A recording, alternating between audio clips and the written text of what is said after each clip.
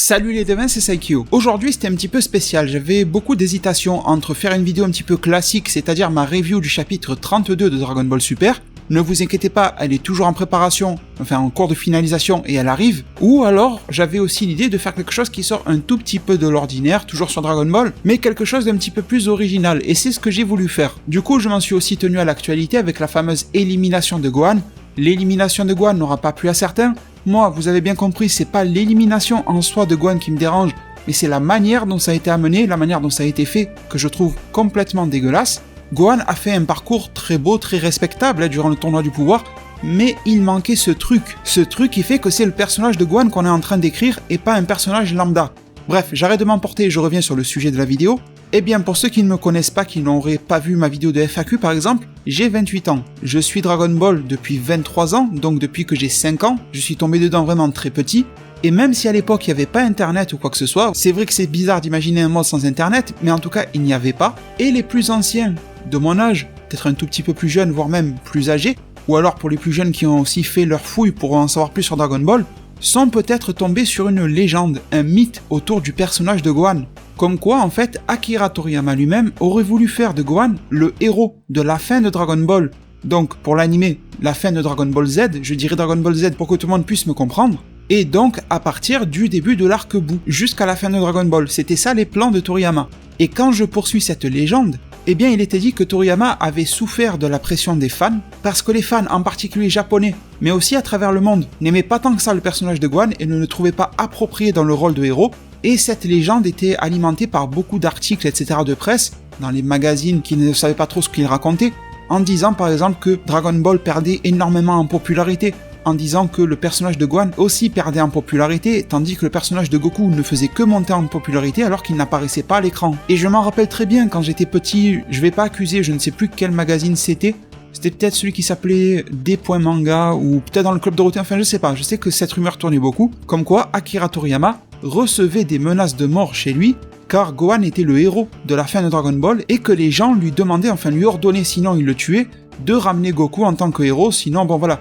il allait pas finir vieux. Donc moi je vous le dis, en tant qu'enfant, tu as 7 ans, 8 ans, un truc comme ça, tu lis ça dans un magazine, une espèce de presse spécialisée manga entre guillemets pour enfants, ben tu le crois, tu vas pas te remettre, à cet âge-là, tu vas pas commencer à tout remettre en question et à partir ouvrir des guidebooks. Sauf qu'en grandissant, c'est quelque chose que tu peux faire et que je vous conseille de faire sans forcément avoir besoin d'acheter les guidebooks. Il y a des sites comme kanzenshuu.com, je vous mettrai bien sûr le lien en description, qui m'a servi énormément de sources aujourd'hui, qui vous permettent d'avoir les traductions, les images, etc. de tout ce qui a été dit officiellement par Akira Toriyama lui-même. Et en fait, je vais le démontrer aujourd'hui, on se rend compte que cette légende de Gohan, elle a une partie vraie et une partie fausse. La partie vraie, c'est tout simplement que Toriyama voulait faire de Gohan le héros. Et d'ailleurs, pendant un bon moment début d'arc Buu, Gohan a été le héros. Sauf que après, à partir du moment où Majin Buu a absorbé Gohan, Goku est revenu, même Vegeta en même temps, et voilà, il a été remis. Vegeta a récupéré un petit peu sa place de super second rôle, vous voyez. Et donc ce duo Goku-Vegeta a été énormément mis à l'écran, et jusqu'à la fin de Dragon Ball, qui aura été le héros, ça aurait été Goku. On aurait pu imaginer une fin sur laquelle Goku meurt pour X ou Y raison, un petit peu comme une fin d'arc Cell au final dans laquelle Gohan deviendrait le héros, voilà. On peut imaginer des tas de manières de passer le relais et d'ancrer dans la tête des fans que Gohan est le héros. Sauf que Toriyama a changé de chemin, il est reparti en arrière direct, et il a rattrapé le bon vieux Goku pour en faire le héros. Alors, menace de fans, plainte des fans, perte d'audience, ou alors est-ce qu'il y a une autre réalité? Et je vous confirme que oui. Tout ce que vous avez pu lire, écouter, entendre, vous disant que Toriyama a remis Goku pour des questions de popularité, voire même de menaces, c'est des conneries, c'est totalement faux. S'il y en a un d'entre vous qui est sûr de sa source, qu'il vienne me le dire en zone commentaire et qu'il me poste la source. Parce que je me rappelle, sur ma vidéo sur la queue des Saiyans, je vous ai fait toute une vidéo pour vous expliquer pourquoi les demi-Saiyans n'ont pas de queue, etc. Une vidéo bien sûr accompagnée des interviews de Toriyama lui-même. Il y a beaucoup de personnes qui sont venues en commentaire me dire « Non, Saikyo, t'as tort, Toriyama a juste oublié la queue des Saiyans, il l'a dit en interview. » Sauf que aucune de ces personnes n'a été capable de me fournir le lien dans lequel Toriyama a dit qu'il avait oublié la queue des Saiyans. Par contre, moi, ce que je fais en vidéo, c'est que je viens et je vous montre les sources. Je vous montre Toriyama qui parle. Enfin, je vais pas chez lui l'interviewer, mais vous m'avez compris. T'imagines le cinglé qui tape à sa fenêtre? Bon, bref. Donc la vie est faite de débats et de contradictions. Et si vous venez en débattre avec moi et me contredire sur le sujet, Donnez-moi les preuves, donnez-moi les sources que j'ai tort. Parce que le fait que Toriyama a reçu des menaces de mort, c'est la chose la plus absurde que je n'ai jamais lue et que beaucoup de fans, peut-être même vous qui m'écoutez, ont pu croire à un moment donné, ou peut-être que vous le croyez encore aujourd'hui. Donc Saikyo, tu fais que nous dire que c'est faux, mais tu ne nous montres pas pourquoi ou comment. Ne vous inquiétez pas, j'y viens. Pourquoi est-ce qu'on ne trouve pas de source? Tout simplement parce que il n'y a pas vraiment de source à cette légende-là, ça doit être un fan ou un groupe de fans qui a réussi à faire passer ça dans un article ou un truc comme ça à l'époque, voire même un journaliste qui était mal intentionné, qui a voulu faire un article un petit peu sensationnel, un truc comme ça, en partant du principe simple que Gohan était le héros total de la première grosse partie de l'arc Buu, et que Goku, subitement, sans même que l'on puisse s'en rendre compte, est redevenu le héros principal de l'œuvre de la fin de l'arc Buu, etc., nous faisant presque oublier Gohan et tout ce qu'il avait pu faire depuis sa victoire sur Cell, et même toutes ses grosses actions dans l'arc Buu, le potentiel éveillé, etc. Jusqu'au Genki Dama final de Goku, c'est pas Gohan qui l'a fait, donc dans la tête des gens, le héros de l'arc Buu, ça reste Goku. Alors qu'au final, pour moi, c'est une dualité. Gohan-Goku, avec une forte aide de Vegeta, de la Terre entière, et même de Mister Satan, on pourrait dire. Et le problème, c'est que quand des rumeurs comme ça sont lancées, qu'on ne sait pas quelle est la source, eh bien il y en a peut-être une sur 1000, une sur 100 000 ou une sur 1 million, qui arrive à sortir du lot, qui devient populaire, et au fil des années, elle s'ancre dans nos têtes, elle se fixe, elle s'accroche comme ça à ton cerveau, et ça fait ça dans la tête de tout le monde, ou presque bien sûr, et une belle connerie, une belle invention, devient une réalité. Et tout ça c'est psychologique en fait, parce qu'il n'existe rien qui confirme le fait que Toriyama avait perdu en popularité, enfin que sa série avait perdu en popularité ou quoi que ce soit. La preuve maintenant. La première chose, c'est sur l'ouverture de l'arc Buu. En fait, il y a une page d'ouverture du chapitre dans laquelle on a un petit encadré, en fait, une petite bulle dans laquelle on voit Kame Sennin, Tortue Géniale, qui est en train de parler. C'est souvent comme ça que vous lisiez Dragon Ball, One Piece, etc. On a souvent ce genre de petite interaction avec le lecteur. Et en gros, que nous dit Kame Sennin là-dedans ? Il nous dit que Dragon Ball va continuer encore un petit peu plus. Bon, Kame Sennin déjà il avait faux parce que Dragon Ball aura continué encore 2 ans dans sa version manga. Et à ce jour, des dizaines d'années plus tard, on a Dragon Ball Super, mais c'était pas prévu dans la tête de Toriyama, forcément. Et en plus, il dit que pour cette suite et fin de Dragon Ball, eh bien c'est Gohan qui va prendre le premier rôle et la place de Goku. Donc déjà, je vous le disais, première partie de la légende Gohan. Oui, Toriyama a bien voulu que Gohan soit le héros de son arc. De toute façon, ça pète aux yeux. Il n'y a pas besoin de lire une interview ou quoi que ce soit pour le comprendre. Maintenant, on va se plonger du côté des guidebooks. Et attention, je ne parle pas de la partie Toei Animation ou quoi que ce soit. Là, je vous montre grâce au site Kanzenshu, une interview de Toriyama. C'était dans le guidebook qui s'appelle le Daizenshu numéro 2, parce qu'il y a plusieurs volumes. Et du coup, une question très claire et directe a été posée à Toriyama. Et maintenant, l'arc Cell est terminé. Pensez-vous que tout le monde avait senti que vous alliez mettre Gohan dans le rôle du héros?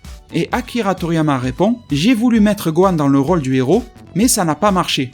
J'ai senti que, en comparaison à Goku, il n'était absolument pas adapté pour le rôle. » Donc la première chose que Toriyama nous dit, c'est que c'est lui-même, en tant qu'artiste, qui s'exprime. Il n'a pas parlé d'audience, il n'a pas parlé de popularité ou quoi que ce soit.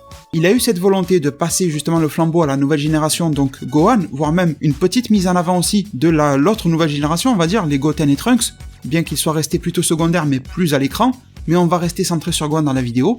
Et même si Toriyama ne détaille pas, ce que l'on peut comprendre facilement de ces mots sans aller trop loin, c'est que le mec a fait son travail d'artiste et de scénariste, qu'il a écrit justement toute cette histoire pour Gohan, et qu'il en a fait un petit peu un double de Goku, on s'en est rendu compte. On avait perdu le Gohan qui était très dans les études, etc. On avait un Gohan plus à la Goku, sauf que on avait une version en fait de Goku intelligente. C'est ça, je pense. Vous l'avez tous remarqué.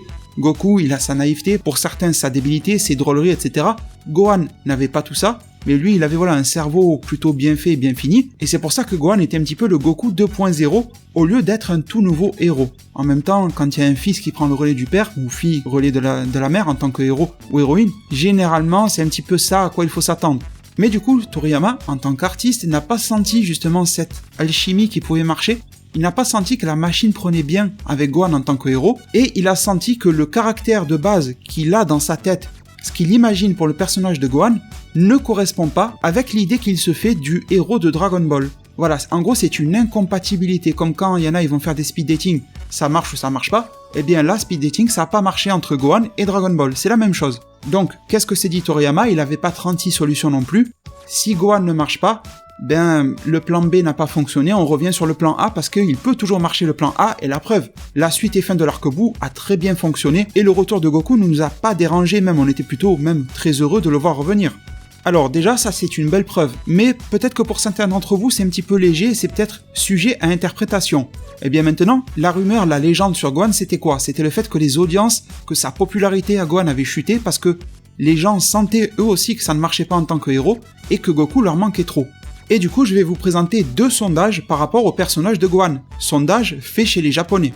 Le premier date de 1993 dans le Weekly Shonen Jump numéro 12, et il correspond à la période de transition entre Gohan qui vient de péter la gueule à Cell et le début de l'arc Buu dans lequel Gohan devient le héros. Et le résultat est flagrant. Gohan est numéro 1, il n'y a pas les chiffres ici mais voilà je m'en rappelle, Gohan il est numéro 1 avec environ 4000 voix de plus, sur à peu près 52 000 voix. En gros Gohan en a eu 52 000 des voix, et Goku en a eu 48 000 dans les votants. Et bien sûr voilà derrière Trunks, Vegeta. Bon, Vegeta n'est pas 3ème parce que voilà, Trunks s'était vraiment mis à l'avant dans l'arc Cell, tout cela se comprend. Et ensuite, voilà aussi ce qui a donné l'essence à la légende, mais il faut comprendre pourquoi. Le même sondage a été fait, là je n'ai pas les chiffres de vote, mais le même sondage a été fait, donc ça va être dans les mêmes eaux, une 50aine de milliers de voix, mais là par rapport à la période où Gohan a été absorbé par Majin Buu, et surprise, Gohan n'apparaît pas du tout dans le top 5. Peut-être qu'il était 6ème ou autre, mais il n'est pas dans le top 5. Et le truc c'est que si vous regardez bien, Trunks est encore très populaire 2 ans plus tard. Le premier sondage 1993, celui-ci 1995, toujours dans le Weekly Shonen Jump, et Mirai Trunks est toujours dans le top, mais Gohan a disparu, c'est vraiment bizarre. Le personnage qui est héros, il a disparu, et le personnage qui a fait une belle apparition dans un arc très prépondérant, eh bien il est toujours là, et il est même devant des gars comme Gotenks, qui lui est quand même la nouveauté de l'arc Buu, c'est très bizarre tout ça. Alors, il n'y a jamais eu d'explication claire à pourquoi cette baisse et chute à ce moment-là, mais il y a tout et fort à parier. Regardez, pourquoi est-ce que Gohan a été numéro 1 du premier sondage? Tout simplement parce qu'il venait de péter la gueule à Cell. Et pourquoi est-ce que Gohan disparaît du sondage? Ben l'explication c'est exactement la même mais vous inversez. Il y avait Majin Buu qui venait d'absorber Gohan, et du coup, on venait de laisser la place à Végéto, à ce genre de choses, vous voyez? Ce sondage a été fait pile au moment où Gohan n'a plus été le héros de son arc, et il a été écarté d'une manière qui n'a sûrement pas plu, dans son écriture, etc., aux fans de Dragon Ball. Moi c'est vrai que voir Buu absorber Gohan, je me suis dit putain il va tabasser tout le monde, donc en ça c'était cool. Mais voir Gohan se faire absorber un petit peu lamentablement, ça m'avait dérangé aussi à l'époque. On parle d'élimination aujourd'hui de Gohan, mais le Gohan qui s'est fait bouffer comme un chewing-gum, ça m'a pas trop plu. Même si derrière ça a donné naissance à un Majin Buu qui est très classe et qui a pu combattre et donner naissance à Végéto quoi, mais sinon l'absence en soi de Gohan justifiée de cette manière-là dans Dragon Ball Z ne m'avait pas plu. Vous voyez, des défauts il n'y en a pas que dans Dragon Ball Super. Donc ensuite les devins, ça c'est plutôt vieux, 93, 95, etc. Et maintenant j'ai justement quelque chose de très récent pour mettre fin à ce mythe-là, qui correspond à une interview de Akira Toriyama et de Toyotaru, toujours bien sûr relayée grâce au site kanzenshu.com. Je me balade souvent, très souvent sur ce site-là, parce que bon ça je le savais déjà, mais j'en apprends beaucoup aussi, et voilà, on peut pas être au courant de absolument toutes les interviews, donc ça fait du bien, ou alors on en oublie, ça fait du bien justement de se rafraîchir la mémoire je trouve. Donc, tome 1 de Dragon Ball Super. Là, il arrive à peine le tome 3 en France, donc c'est super récent. Et voici la question qui a été posée. Il y a eu un certain temps dans lequel Son Gohan a été le personnage principal de Dragon Ball, n'est-ce pas? Et Toriyama répond « Oui !» Je trouvais que Goku devenait vieux et que c'était le moment pour passer le flambeau à la nouvelle génération. Toyotaru maintenant, au cas où pour ceux qui ne savent pas, Toyotaru c'est celui qui a écrit le manga Dragon Ball Super avec Toriyama. Donc c'est pas non plus de la merde. Et Toyotaru répond avec quelque chose de très pertinent en disant « C'est même ce que Goku lui-même a dit dans l'arc Majin Buu ». Et Akira Toriyama reprend la parole en disant « Mais dessiner la vie quotidienne de Gohan m'a fait comprendre graduellement, petit à petit, et réaliser le fait que Gohan aime beaucoup plus étudier que se battre. Et même un petit peu plus tard dans la série, il a perdu son dogi. Le dogi c'est le vêtement de combat, en faisant référence au fameux survêt, vous savez le survêtement vert là qu'il avait dans l'arc Fukatsu no F et dans le film, dont tout le monde s'est beaucoup moqué. C'était justement un truc visuel et psychologique de la part de Toriyama, pour nous faire comprendre que Gohan vivait son rêve, que porter le dogi c'est pour les combattants, ou l'armure Saiyan pour Vegeta par exemple, mais que Gohan c'est pas son truc, c'est tout. Si ton père adore le foot et qu'il met des maillots de foot, et que toi c'est pas ton truc, tu vas pas en porter, c'est le même délire en fait. Et finalement Toyotaru dit, maintenant Gohan a réalisé son rêve d'enfance, et il est devenu un savant. Donc là j'ai même pas besoin de vous dire voilà le pourquoi du comment, vous avez compris ce que Toyotaru a dit. Donc je pense que ça va vous éclairer un petit peu sur le rôle et la place qui a été accordée à Gohan dans Dragon Ball Super, et peut-être expliquer le pourquoi du comment Gohan n'a pas brillé jusqu'à l'épisode 124, même si je l'ai toujours en travers, mais ça nous aidera quand même à comprendre la motivation et l'état d'esprit des auteurs. et de enfin pouvoir se dire que cette légende que beaucoup, je suis sûr, dites-moi en zone commentaire si vous avez connu ça quand vous étiez enfant, ou voilà, pour les plus jeunes, si en faisant quelques fouilles, quelques recherches sur Dragon Ball, vous êtes tombé sur ce mythe-là, peut-être même qu'un groupe Facebook vous en a parlé, je sais pas, c'était totalement faux. Oui, Gohan était prévu pour être le héros, et il a été le héros d'une bonne partie de l'arc Buu, mais cela ne s'est pas arrêté pour cause de menaces de mort, etc. C'était simplement pour des choix scénaristiques, pour que Toriyama soit fidèle à ses envies et à ses planifications en termes d'histoire, et pour rester cohérent par rapport au personnage de Gohan. Et en gros, là c'est moi qui vous le dis, mais je ne prends pas trop de risques à vous le dire, je pense que Toriyama a compris que mettre Gohan en tant que héros de Dragon Ball, ça ne se ferait pas sans concession. C'est-à-dire qu'il faudrait soit changer complètement le personnage de Gohan et en faire un espèce de vraiment Goku bis, le rendre plus débile, etc. Mais ça ne convient pas du tout à l'écriture qui a été mise en place depuis des dizaines et des dizaines d'années sur Gohan, donc ça ne veut rien dire. Ou alors il aurait fallu changer l'œuvre Dragon Ball en soi elle-même et lui donner un tout autre ton, peut-être même un ton plus sérieux, peut-être un ton plus ressemblant au TV spécial sur Mirai Trunks avec Gohan adulte, qui sait. C'est quelque chose de très sympa, mais ça n'était pas en accord avec la volonté de Toriyama, car vous savez tous que Toriyama de base, c'est quelqu'un qui adore le gag manga, qui a débuté avec le gag manga. Plus tard, il a amené de l'action et des combats. D'ailleurs, je vous invite à regarder mes vidéos sur l'origine de Dragon Ball, peut-être que vous êtes passé à côté, et vous avez bien pu constater que l'arc Buu a été aussi le retour bien assumé et affirmé du gag et de l'humour. Donc ce n'était pas quelque chose de compatible d'avoir Gohan héros du début à la fin, et ça ne correspondait pas à son rôle et ça ne pouvait pas correspondre à la finalité de l'écriture du personnage de Gohan. Il valait mieux le laisser poursuivre ses rêves plutôt que de le forcer à prendre un autre chemin qui ne conviendrait pas du tout à ce qu'il a pu être depuis sa très jeune enfance. Écoutez les devins, cette vidéo s'achève sur ça, j'espère en avoir éclairé certains. Je sais que beaucoup me diront « Ah mais je le savais déjà ». Ben tant mieux, c'est une très bonne chose que vous le saviez déjà. Mais sur cette chaîne YouTube, je vais être sûr que les bonnes informations Dragon Ball soient partagées et connues de vous qui m'écoutez. Si ça vous a plu, eh bien je vous attends tout simplement au niveau des j'aime, les likes, c'est super important pour soutenir ce type de contenu là. Je vous remercie aussi pour tous vos abonnements, on approche très rapidement des 60 000, à peu près 500 abonnés et on y sera. Je vous en remercie vraiment tellement, prenez tous super bien soin de votre futur et à plus pour de prochains arts divinatoires.